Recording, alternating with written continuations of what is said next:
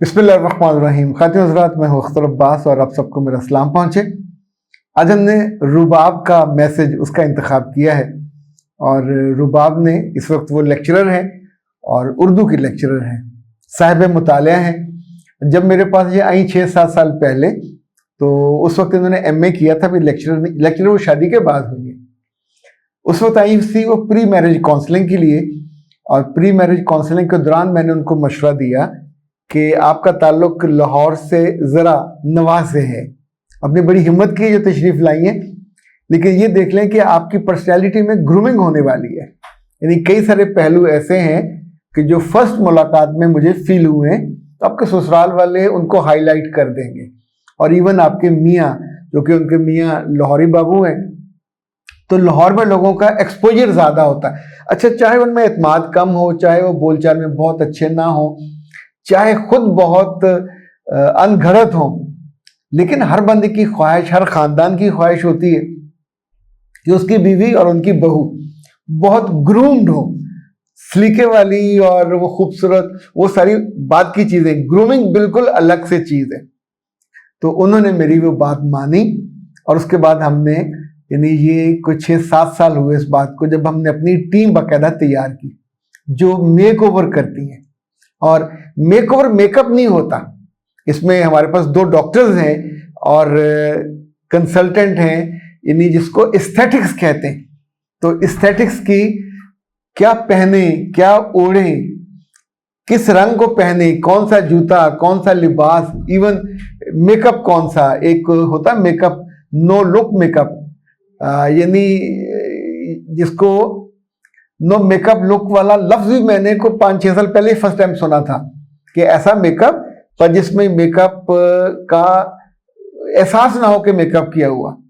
अच्छा, इसी तौर पे याद रखिएगा कि फिर उसके बाद तो माशाल्लाह बेशुमार सक्सेस स्टोरीज हैं कि जिन बच्चियों ने अभी इन्होंने जो कहा रुबाब ने, वो ये कि मैं इमाम अबू हनीफा और इमाम जो अबू यूसुफ हैं, ये दोनों वो उस्ताद थे, ये शागिर्द थे।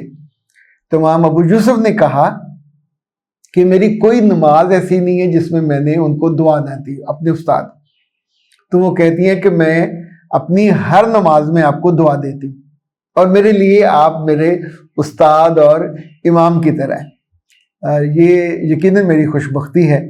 मेरे बच्चे, आपका बहुत शुक्रिया, अल्लाह आपको बहुत इज्जत दे, आसानी दे। उन्होंने जो कुछ पॉइंट्स लिखे हैं वो मैं आपको बताता हूँ। वो कहते हैं कि अगर मेरी ग्रूमिंग ना हुई होती तो मैं इतनी लड़कियों के सामने ना रोल मॉडल बन पाती, ना उनकी पसंद बन पाती। चूँकि इस ग्रूमिंग में और मेकओवर में हमने उनकी पर्सनैलिटी से जो मिजाज और जो उन्हें सूट करने वाले कलर्स वो सजेस्ट किए। इवन हमारी टीम की एक मेंबर उनके साथ बाजार गई, जाके उनको शॉपिंग करवाई। शॉपिंग के पैसे उन्हीं के लगे, पर इवन उनको जूते खरीद के दिए गए कि ये जूते, ये अपने ट्राउज़र, ये अपने जीन्स, ये जो कपड़े। अच्छा, इससे पहले हमारे साथ एक बड़ा गैर दिलचस्प वाक़या हुआ था जो मैंने अपनी टीम से शेयर किया था। एक बच्ची जो लाहौर में पढ़ती है और जनूबी पंजाब से उसका ताल्लुक था, उसका फाइनल ईयर में रिश्ता आ गया। तो जब वो घर गई तो माशाल्लाह को 5 फुट 9 इंच की वो थी, पक्का था कि रिश्ता हो जाए, खुश शक्ल थी, लेकिन रिश्ते से इनकार हो गया।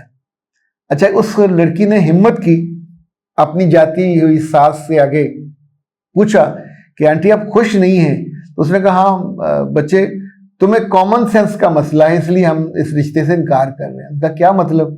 उनका मतलब ये है कि तुम डॉक्टर बन रही हो, शहर में रहती हो, बड़े मेडिकल कॉलेज में पढ़ती हो, लेकिन तुम्हें ये नहीं पता कि मंगनी या रिश्ता देखने को आता है तो क्या पहनना है। तुमने इतने बड़े कद की हो, तुमने फ्राक पहनी हुई है।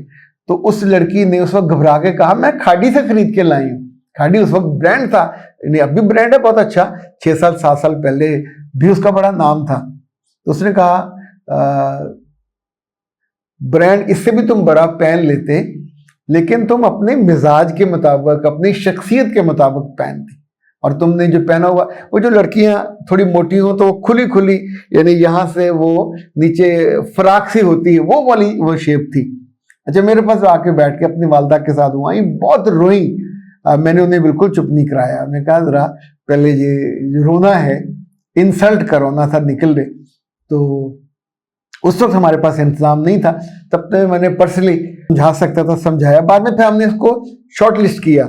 अगर आप गांव से हैं, शहर ब्याह के आ रही हैं, अगर आप किसी नेक खानदान से हैं, मुत्तकी खानदान से, और आपकी शादी हो रही है, तो वहां आमतौर पे बच्चियों को किसी चीज का नहीं इल्म होता है, और खानदान की नेकी तकवे की वजह से वो रिश्ता हो रहा होता है। लेकिन वहां तो उस लड़की को खुद ही सबकी आंखों के सामने अपने घर में मियाँ बाकी रिश्तों के सामने आना जाना होता है। इवन उनको मैनर्स नहीं होते, खाना खाने के, कहीं होटल पे चले जाएं वहां आदाब नहीं होते, पहनने ओढ़ने के नहीं होते। जैसे अच्छी जॉब में आप जाएं और आपको वहां के मैनर्स ना होते हैं तो उड़ जाते हैं। फिर हमने उसमें शॉर्टलिस्ट किया कि इनकी ग्रूमिंग की जाए, इनका मेकओवर किया जाए। मेकओवर में उनकी ड्रेसिंग जो सेंस है वो उनको दी जाती है, उनका मेकअप सेंस दिया जाता है, फेशियल कब करना कब नहीं करना। इसी तौर पे जो उनकी लुक्स हैं उस पर तवज्जो दी जाती है। जो उनके छोटे लाइट मेकअप है उनको वो भी सिखाया जाता है, सेंस जो नो मेकअप लुक है वो उनको बताई जाती है।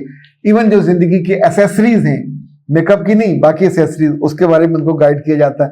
जो समझे कि इट्स टोटल ट्रांसफॉर्मेशन एक होती है शख्सियत की। सो चूंकि ये इतनी शानदार चीज है, बस थोड़ी सी महंगी है, पर आप याद रखिएगा कि शादियों पे लाखों रुपए खर्च करके जब बच्चियों को ये ताने मिलते हैं, तुमने पहनना ओढ़ना नहीं सीखा, तुम्हें उठना बैठना नहीं आया, तुम्हें मेकअप करना नहीं आया। इवन ज़ाहिर है उनके बाजू बहुत सारे खानदान अब भी ऐसे हैं कि जो जहाँ बच्चियां वैक्स नहीं करती, जहाँ उनके खानदान में रिवाज ही नहीं है, क्योंकि बड़ियां नहीं करती और इसको वो एक तरह से पाबंदी समझती हैं। लेकिन ज़ाहिर है जहाँ आप या तो आपने अपने, अब तो आप किसी मौलवी साहब से भी शादी कर लें तो उसको भी नीट और क्लीन बीवी चाहिए, जबकि आप आम घर में ब्याह के जाते हो और उस वक्त आपने देखा होता है कि घर खाता पीता हो, आसूदा हो, बेटी हमारी जाके राज करे।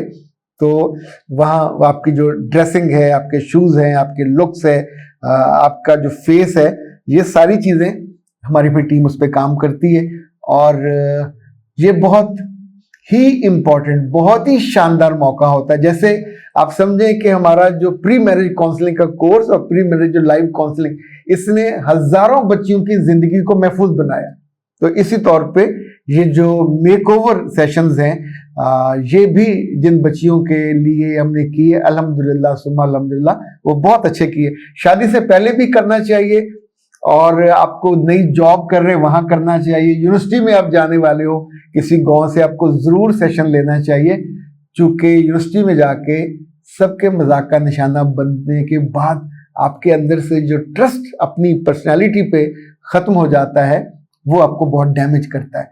तो ये सेशंस आपको पाकिस्तान में ये बहुत सारे मौके होने चाहिए, हर शहर में होने चाहिए, लेकिन चूंकि इसके लिए आपको फिर सीखना भी पड़ता है, खुद आपकी अपनी जो सेंस है उसको भी बेहतर बनाना चाहिए।